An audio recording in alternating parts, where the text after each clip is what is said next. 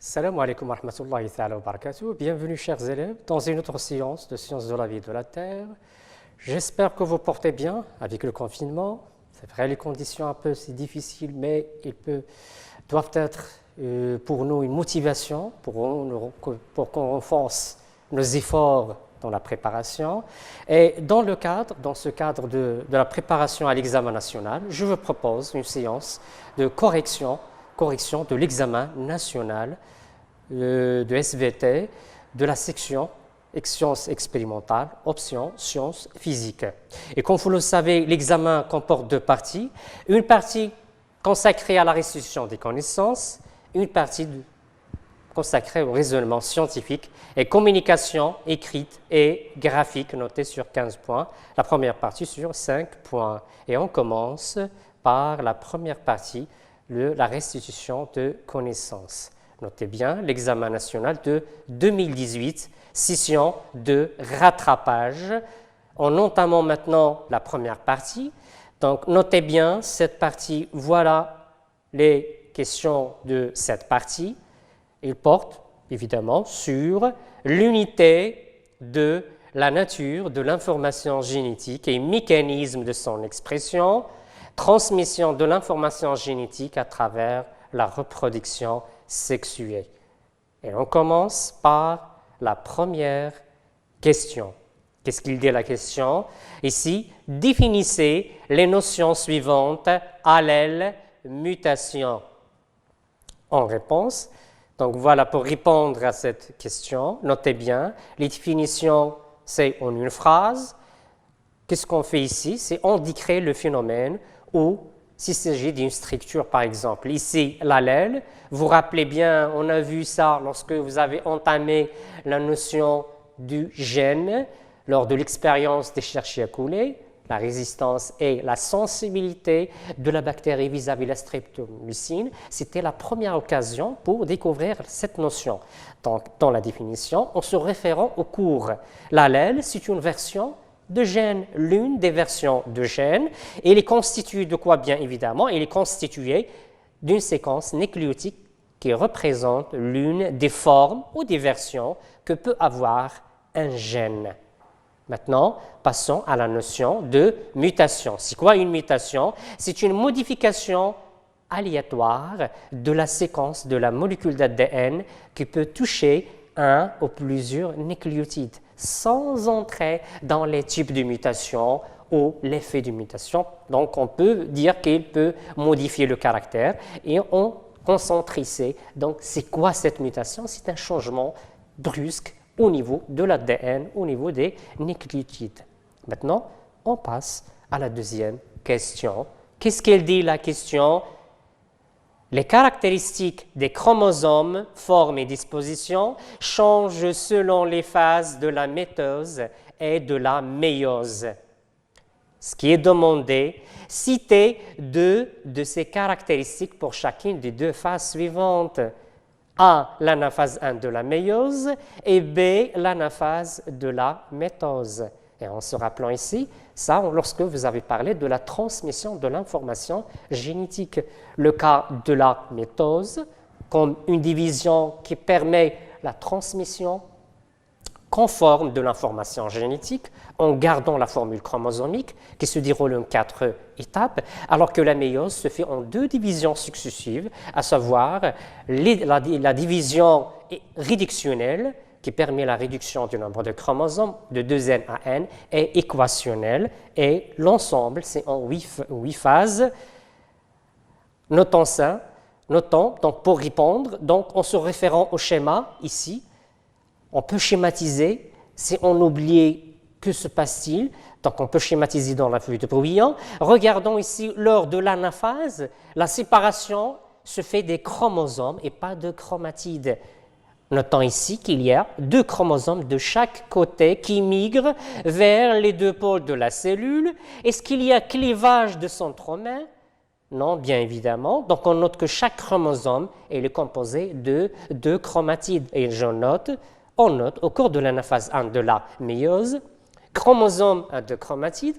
Et deuxièmement, séparation des chromosomes homologues sans clivage du centromère, ce qui permet la répartition des chromosomes en deux lots et la séparation des chromosomes homologues, c'est-à-dire on passe de la diploïdée à la ploïdée. Donc il n'y a pas de chromosomes homologues, donc les deux chromosomes ont été séparés.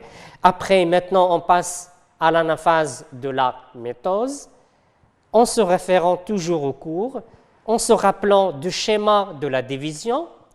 Notons bien une cellule lors de la phase de l'anaphase. Les chromosomes ici, est-ce qu'il y a des chromosomes en entier? Bien évidemment, il y a seulement des chromatides, c'est-à-dire que le centromère a subi un clivage. On note un clivage et on note que les chromosomes sont formés seulement d'un seul chromatide. On note au cours de l'anaphase de la mitose, chromosome à un seul chromatide. Deuxièmement, on tire aussi clivage du centromère et séparation des chromatides qui migrent vers l'épaule de la cellule. On continue. La question suivante, qu'est-ce qu'il dit? Lisons ensemble. Les figures ci-dessus présentent trois étapes d'un phénomène biologique en relation avec l'expression de l'information génétique. Notez bien, des phénomènes biologiques en relation avec quoi? Avec l'expression de l'information génétique. Là, je rappelle, en se rappelant bien que se passe-t-il lors de l'expression génétique. Il y a deux phases, il y a deux étapes. Il y a la transcription qui se déroule dans le noyau, permet le passage de l'ADN à l'ARN messager, une copie du gène, et puis deuxième étape qui se déroule dans le cytoplasme, qui correspond au passage de l'ARN messager à la protéine. C'est ce qu'on appelle la traduction. De quel phénomène parle ici l'exercice? Notons, on continue. Ce qui est demandé ici, donner le nom du phénomène présenté par les trois étapes et aussi le nom de chacune des étapes 1, 2 et 3. S'il vous plaît, il faut bien lire, s'il vous plaît, attentivement la question. Ici, c'est donner quoi? Le nom du phénomène, à la fois, premièrement, et aussi le nom de chaque étape, de chacune des étapes 1, 2 et 3. C'est quoi ces étapes? Voilà le premier schéma, l'étape 1. Que voyez-vous? Ça vous rappelle quelque chose? Donc, il faut bien voir la structure, ce qui est présenté. Ça ressemble à quoi? C'est la grosse unité, la grosse unité, la petite sous-unité, voilà, ce sont les grandes. Et ça, c'est l'ARN messager. Ici, c'est l'ARN transfert qui permet de transporter les acides aminés correspondant à un anticodon ici, qui correspondent avec le codon qui existe sur l'ARN messager. Et bien évidemment, regardons site P, site A, peptide ici. Donc, le recrutement, la liaison de première molécule d'ARN T, deuxième molécule, et ainsi de suite. Donc voilà, ici, ce sont des acides aminés qui se forment. La première acide aminé, la méthionine, après phénylalanine, proline, glycine, lysine, arginine. C'est la première étape. Deuxième étape, donc il y a passage toujours, un glissement des sous-unités à travers l'ARN messager. La deuxième, donc suivie, et on note il y a l'allongement de quoi? De la protéine qui se forme, le peptide qui se forme. L'étape 3, on note que les sous-unités, toujours continuer son déplacement à travers l'ARN messager, il arrive à un codon CUAG qui correspond à un codon stop, et puis la séparation des deux, la grosse unité, la grande sous-unité et la petite sous-unité. Bien évidemment, il s'agit de quoi? Donc, on passe de l'ARN messager à la protéine. Notons ici, on a seulement symbolisé ça par des cercles de 1 à 6 qui sont des acides aminés. Et le passage de l'ARN messager à la protéine, bien évidemment, il s'agit de la traduction. Donc, je note que le phénomène ici, c'est la traduction. Et première étape, c'est quoi? C'est le début de ce phénomène. C'est l'initiation. Deuxième étape, bien évidemment, c'est l'élongation. L'élongation de la forme de peptide qui s'allonge. Et puis, la troisième étape, on arrive à la fin de ce phénomène, c'est la terminaison. On note Il s'agit de phénomènes de traduction. La première étape, c'est l'initiation. La deuxième étape, c'est l'élongation. Et la troisième étape, c'est la terminaison qui se fait par l'arrivée des sous-unités à un codon stop que vous rappelez UAA, UAG, UGA. Maintenant, ensuite, donc on passe à la question suivante. Qu'est-ce qui est demandé? Lisons ensemble. Pour chacune des données numérotées de 1 à 4, il y a une seule suggestion correcte. Notez, c'est important ce qui est demandé. Une seule proposition qui est correcte. Recopiez sur votre feuille de production les couples ci-dessous et adressez à chaque numéro la lettre qui correspond à la suggestion correcte.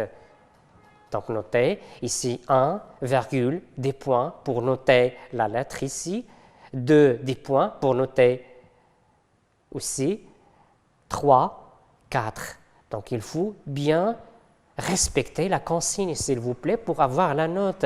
Il faut toujours imaginer au correcteur qu'est-ce qu'il va faire, comment il va se comporter avec votre copie, c'est important. Il faut bien respecter la consigne. Ce qui est demandé, recopier les réponses, donc 1, 2, 3 et 4, et mettez la lettre correspondante qui correspond à la correction, à la proposition correcte. Notons ici qu'il y a 4 questions, donc de 1 à 4.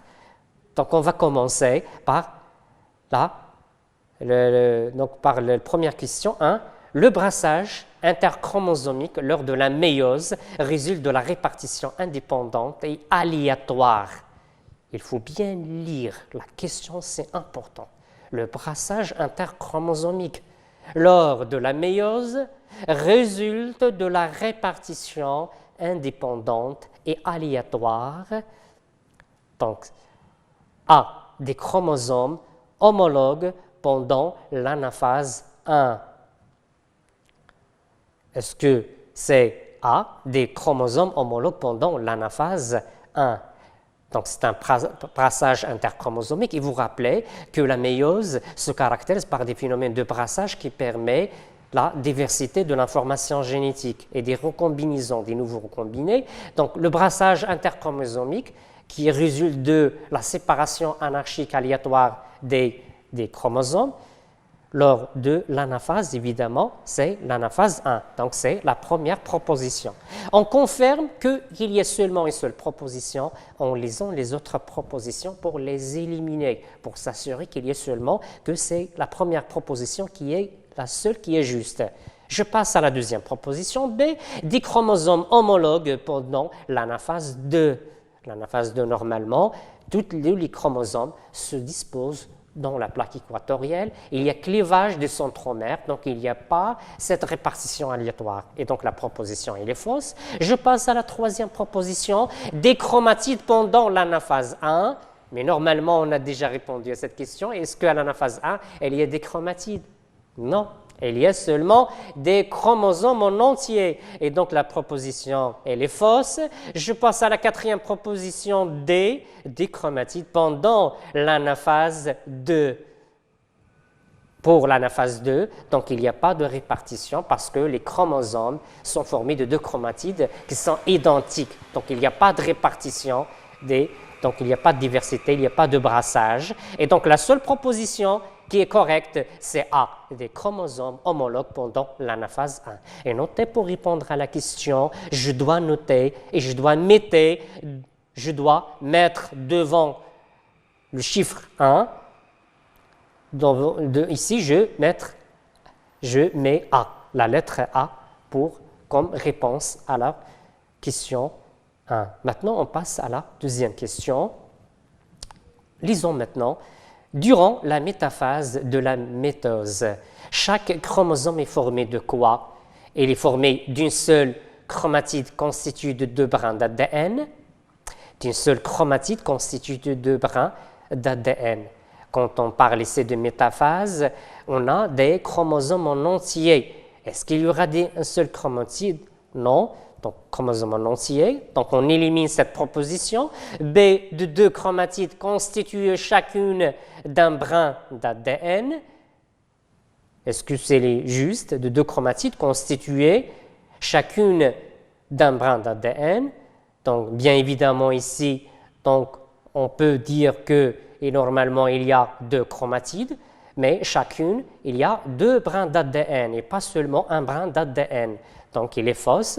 Je passe à la troisième, C. De 2 chromatides constituent chacune de 2 brins d'ADN.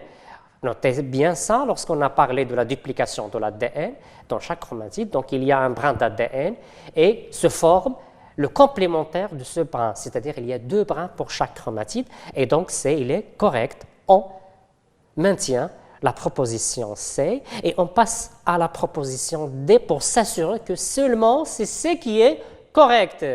Passons maintenant à D de 2 chromatides, l'une constitue d'un seul brin d'ADN et l'autre de 2 brins d'ADN.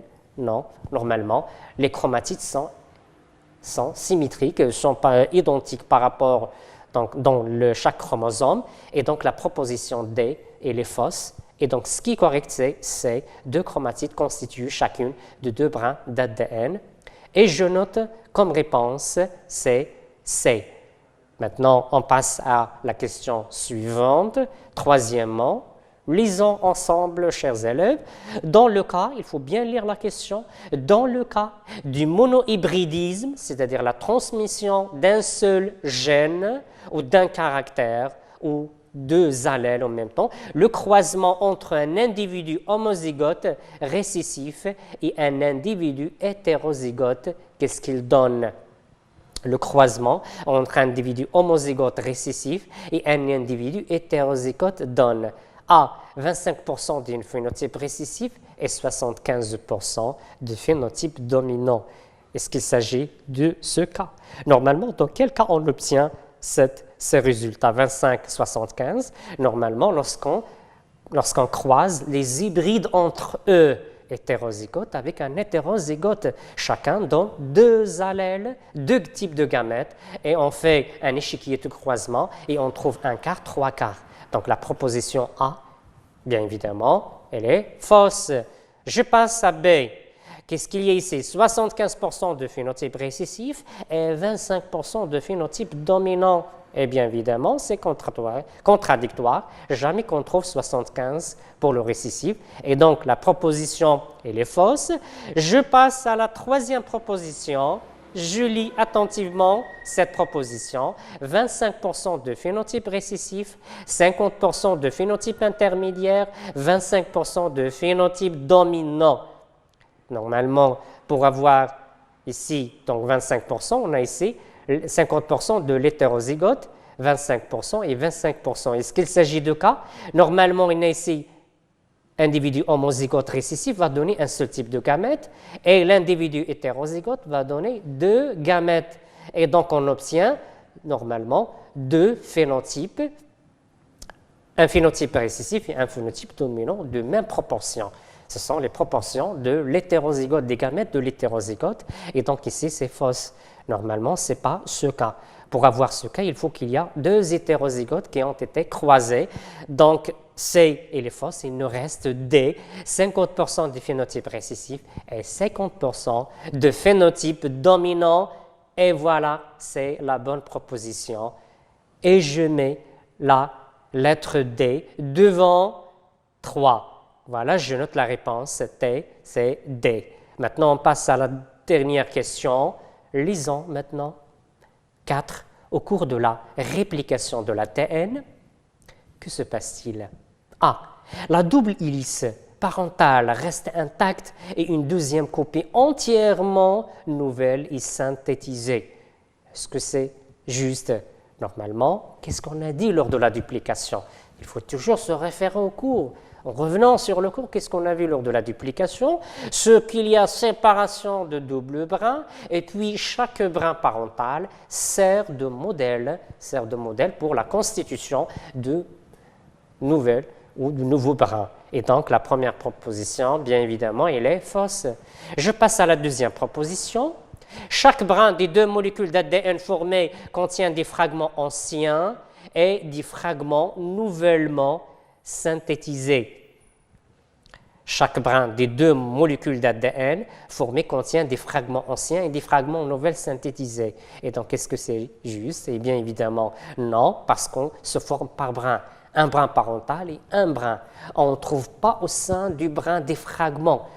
Donc, c'est fausse normalement. On se rappelle que la duplication est semi-conservative. Ça veut dire semi-conservative, un brin ancien et un nouveau brin. Et donc, bien évidemment, la proposition B, elle est fausse. Je passe à la proposition C. Lisons la proposition. Qu'est-ce qu'il dit? Les 2 brins de la double hélice parentale se séparent et chacun d'eux sert de modèle pour la synthèse d'un nouveau brin complémentaire.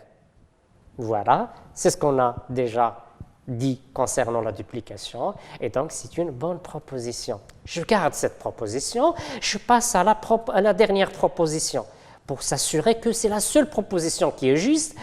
Lisons D, la double hélice parentale ne sert pas à la synthèse des 10 nouvelles coupées d'ADN. Donc c'est fausse, normalement, la double hélice, chaque brin sert à la synthèse d'un nouveau brin, et donc la proposition D elle est fausse, et la seule proposition qui est juste, c'est C, soulignant, ça c'est important, donc c'est C elle est qui est juste, et je mets la lettre C devant 4. Voilà, c'est la bonne réponse. On a répondu à toutes les questions concernant la première partie de la restitution des connaissances. Chers élèves, notez bien ça. Donc, il faut toujours se référer au cours pour répondre. Ne cherchez pas la réponse ailleurs, chez vos collègues. Toutes les réponses sont là. Donc, il faut juste les mobiliser, les utiliser.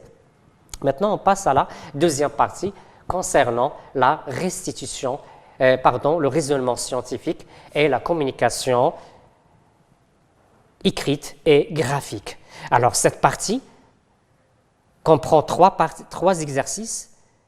Exercice 1 noté sur 5 points, deuxième exercice sur 5 points et troisième exercice sur 5 points. Je vous rappelle, toujours on travaille sur l'examen national de 2018, session de rattrapage. Donc, on commence par la première partie, donc la deuxième partie, donc le premier exercice. Donc, notez bien ici donc, cet exercice qui comprend des questions, donc il porte sur la consommation de la matière organique et le flux d'énergie. C'est l'exercice. Donc, on jette un coup d'œil. Donc,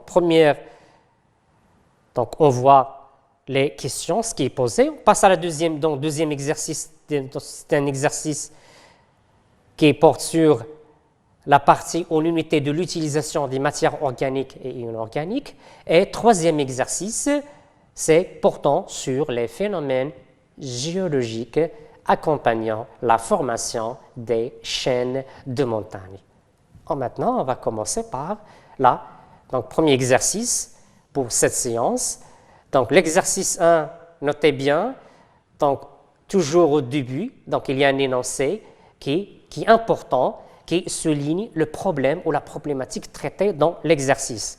Donc, on lit « Le vieillissement de la population est un phénomène universel dû à l'amélioration des conditions de vie. Cependant, l'avancée en âge s'accompagne d'une diminution de la masse et de la fonction des muscles, qui peut être liée à une maladie appelée sarcopénie. » Notez bien, une maladie appelée sarcopénie liée à une diminution de la masse et une diminution de la fonction des muscles. Pour déterminer les causes responsables de la sarcopénie évolutive avec l'âge, qu'est-ce qu'on propose? Les données suivantes. Voilà, notez bien, s'il vous plaît, ici, c'est quoi l'objectif? C'est déterminer les causes responsables de la sarcopénie évolutive avec l'âge, en relation avec l'âge, lié à la diminution de la fonction des muscles. Donc, on propose des documents, bien évidemment. Donc, notez ici le premier document, présente des résultats de mesure de certaines caractéristiques du muscle squelettique strié en fonction de l'âge. La première question, on veut, basant sur le document 1, décrivez les variations subies par le muscle squelettique strié en fonction de l'âge. qu'est-ce qui est demandé ici? Il y a pas mal de mots, des termes qui peuvent un peu nous inquiéter, mais il ne faut pas s'inquiéter, s'il vous plaît. Donc, il faut se concentrer sur ce qui est demandé. Notez bien que la partie de raisonnement scientifique se base sur des capacités. La description, la comparaison, l'interprétation, la déduction, toujours pour répondre au problème déjà, pour trouver la solution à un problème déjà cité dans l'énoncé. Donc, on commence par la première question. Qu'est-ce qu'il dit la question? En vous basant sur le document 1. Donc, nous devons se baser sur le premier document. Et ce qui est demandé, c'est une description des variations subies par le muscle squelettique strié en fonction de l'âge. Notez bien, donc décrivez le verbe ici en gras, c'est important. Je dois savoir ce qui est demandé. Donc, ce qui est demandé, c'est une description. Donc, je dois transformer les informations incluses dans un graphe en des phrases. C'est important, c'est comme si on a à côté de nous un aveugle qui ne voit pas le graphe et on va essayer de le transmettre ce qui est dans ce graphe, où il va tracer ce graphe. Donc, revenons. Donc, comment peut-on répondre? Donc, je vois ici, je commence par le graphe ici qui représente l'intensité. Donc, je dois bien lire c'est quoi un graphe. Donc, un axe désordonné, un axe des abscisses. Un axe désordonné qui est gradué ici, qui porte le titre, c'est l'intensité de contraction en nanomètres en fonction de l'âge. Qu'est-ce que vous observez ici? Donc, les valeurs, elles diminuent. L'intensité de contraction. Donc, si je veux décrire le graphe, je dois dire ici l'intensité de contraction diminue d'une valeur de combien je fais la projection, à peu près de 140, diminue jusqu'à une valeur de quoi? De 40 nanomètres. Donc l'intensité de contraction diminue avec l'augmentation de l'âge de 140 nanomètres à 40 nanomètres. Aussi, le graphe à côté, qu'est-ce qu'il représente? Bien évidemment, je lis ce qui est dans les axes. Donc, j'utilise toutes les informations. Capacité aérobie. Et notez ici une remarque, c'est quoi la capacité aérobie? Il faut se profiter des informations présentées dans les documents. C'est important. Pour réussir et pour répondre correctement à la question, il faut utiliser toutes les informations proposées dans les documents. Notez bien une remarque. Je dois lire la remarque. La capacité aérobie désigne la capacité métabolique des mitochondries à oxyder les glucides et produire de l'ATP.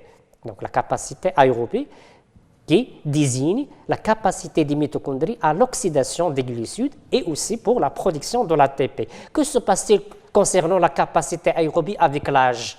On voit clairement qu'elle diminue. De quelle valeur? De 3 quoi? Il faut toujours noter, lier les valeurs avec les unités, c'est important, 3 litres par minute, et qui diminue progressivement jusqu'à une valeur à peu près de 1,5 quoi litres par minute.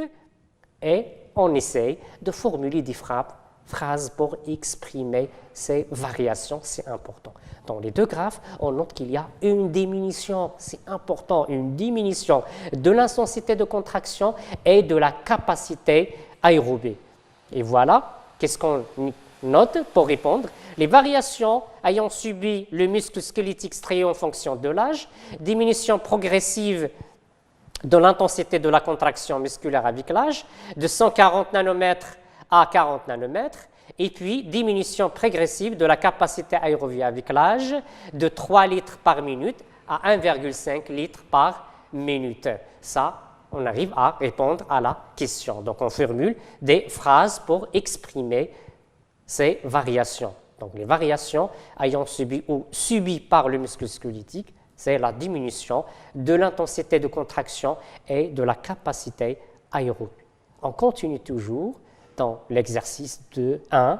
Pour expliquer ces variations, on commence par, pour expliquer ces variations, on suggère les deux hypothèses suivantes. L'hypothèse 1, la variation de l'intensité de la contraction musculaire est liée à un faible pourcentage des fibres musculaires de type 2. par rapport au pourcentage des fibres de type 1. Donc, en se référant aux éléments qui constituent le muscle. La variation de l'intensité de la contraction musculaire, il y a un faible pourcentage des fibres musculaires de type 2 par rapport au pourcentage des fibres de type 1. Qu'est-ce qu'il dit la deuxième hypothèse? La variation de la capacité aérobie est due à la diminution du nombre de mitochondries. Est-ce qu'il est lié au nombre de mitochondries ou il est lié au nombre de fibres musculaires? Pour confirmer ou refuter ces hypothèses, ils nous ont donné, on a donné ici donc 2 documents. Donc pour vérifier ces 2 hypothèses, on a ici 2 documents. Premier document, comparaison, donc ici le pourcentage des fibres de type 1 et de type 2 chez les individus sains et chez un individu malade. Chez un individu sain et chez un individu malade, et en comparant les 2 types de fibres. Et à côté, le document 3 présente les types de fibres et les caractéristiques concernant l'intensité de contraction. Donc, le fibre de type 2, la contraction elle est plus élevée par rapport au type 1. Résistance à la fatigue, elle est élevée dans le type fibre 1 par rapport aux fibres de type 2, et le nombre de mitochondries qui est élevé dans les fibres de type 1 par rapport aux fibres de type 2. Et la question, en vous basant sur les documents 2 et 3, vérifiez les 2 hypothèses, justifiez votre réponse. Pour répondre à cette question, notez bien, cette question, qu'est-ce qu'elle nous demande? C'est de vérifier les hypothèses et justifier votre réponse. Notez bien, qu'est-ce qui est demandé? C'est vérifier en justifiant notre réponse. Revenons sur les 2 hypothèses. L'hypothèse 1, la variation de l'intensité de la contraction est liée à un faible pourcentage des fibres musculaires. Alors que la deuxième hypothèse, elle lie la variation de la capacité aérobie au nombre de mitochondries qui diminue. En commençant par ce document, voyez-vous ici, chez l'individu sain, on voit que les fibres de type 2 sont très élevées, alors que chez un individu malade de sarcopénie, le nombre de fibres de type 2 il est faible par rapport au nombre de type 1. Ça signifie quoi? Que cette maladie il est liée au nombre de fibres. Donc on va commencer ici pour vérification, d'après le document 2, par rapport à l'individu normal, on constate qu'il y a une augmentation, donc un nombre élevé de fibres de type 1 et diminution de pourcentage des fibres de type 2 chez la malade. Donc, une personne malade, le nombre de fibres de type 2, elle est faible. Ça veut dire quoi? Et aussi le document 3, les fibres de type 1 sont caractérisées par faible intensité de contraction. Et donc, cette faiblesse dans la contraction, elle est liée au nombre de fibres de type 2 qui est faible chez les personnes, chez l'individu malade. Et donc, quelle est la première hypothèse? Il est confirmé. Donc, ce qui on note, ce qui confirme l'hypothèse 1. Maintenant, pour l'hypothèse 2, qu'est-ce qu'on peut dire? Donc, est-ce qu'elle est liée à la diminution du nombre de mitochondries? Normalement, le malade a un pourcentage élevé de fibres de type 1, qui est plus élevé. Ce type 1 qui est caractérisé par un nombre élevé de mitochondries. Et même avec ce nombre, donc on note qu'il y a un problème qui subsiste de sarcopénie. Et donc, est-ce qu'il est lié au nombre de mitochondries? Non. Et donc, l'hypothèse, il est réfutée. On note que l'hypothèse 2 est réfutée pour expliquer cette maladie. On continue. Pour expliquer les causes des variations de la capacité aérobie chez les malades de sarcopénie, des mesures de l'activité enzymatique du cytochrome C oxydase et du citrate synthase ont été effectuées au niveau du muscle squelettique strié. En fonction de l'âge, le document 4 présente les résultats obtenus et le document 5 que vous voyez ici, figure A et figure B, illustre les sites d'action des 2 enzymes. Donc, on veut chercher quelle est la cause de cette maladie de sarcopénie. Et voyez-vous la démarche scientifique, ce qui est demandé. La capacité, donc, il faut chercher l'information en exploitant les documents. Donc, il faut toujours imaginer vous comme si vous êtes des chercheurs et que vous êtes appelés de trouver la solution. Donc, il y a une démarche. Donc, il faut toujours se référer au document et on se réfère. Le cours, c'est juste là, nos idées pour trouver la solution. Donc, la troisième question, à partir des documents 4 et 5, est de vos connaissances. Et voilà, nos connaissances sont... Donc, on a besoin de nos connaissances pour expliquer la diminution de la production d'ATP chez l'individu atteint de sarcopénie. Donc, pour répondre à cette question, voilà, notez bien, on veut expliquer la diminution de la production d'ATP chez l'individu atteint de sarcopénie. Commençons dans un premier temps par le document 4. Qu'est-ce qu'il montre le document 4? Que se passe-t-il avec l'âge? Bien évidemment, je dois lire. Ici, on a l'activité enzymatique oxydative. De quoi? De ce qui est très continu, cytochrome C oxydase. Ce qui est très entiré ici, citrate synthase. Et je lis seulement les informations. Qu'est-ce que je peux dire concernant ça? C'est que l'activité enzymatique de cytochrome C oxydase diminue avec l'augmentation de l'âge, tout simplement. Aussi pour la citrate synthase, l'activité enzymatique de la citrate synthase diminue aussi avec l'augmentation de l'âge. Et je note, document 4, avec l'augmentation de l'âge, l'activité enzymatique de cytochrome C oxydase et de la citrate synthase diminue progressivement. Passons maintenant au document 5. Qu'est-ce que vous voyez dans le document 5? Il est composé de deux figures. On veut savoir quel est l'effet, l'influence de ces deux enzymes. Pour savoir l'effet et l'influence de cette diminution, il faut dans un premier temps à quel niveau agissent ces molécules, ces deux enzymes. Pour cytochrome, ici, regardons, citrate, ici 1. C'est site d'action de la citrate synthase. Donc, il intervient dans la réaction ici qui permet la transformation de l'acétyl-CoA en citrate, c'est-à-dire son association avec l'oxaloacétate pour donner le citrate. Donc, imaginons qu'il y a absence de cette enzyme. Donc, il y aura rupture, donc arrêt de ce cycle. C'est le cycle de quoi? C'est le cycle de Krebs au niveau de la matrice mitochondriale. Maintenant, passons à la figure B. Qu'est-ce qu'elle montre? Oui, ça nous rappelle, c'est la membrane interne, c'est la chaîne oxydative, donc c'est la chaîne oxydative, et on voit clairement que ici, le site d'action de cytochrome C oxydase, c'est à ce niveau-là. Donc, l'enzyme qui permet l'oxydation de cytochrome C. Donc, une fois, supposons qu'il y a un problème au niveau de cette enzyme, il y aura arrêt de transfert des électrons à travers la chaîne à travers la membrane interne mitochondriale. Et donc, on note que la citrate synthase agit au niveau du cycle de Krebs en transformant l'acétyl-CoA en citrate et le cytochrome C oxydase intervient dans le transfert des électrons à travers le cytochrome C de la chaîne respiratoire.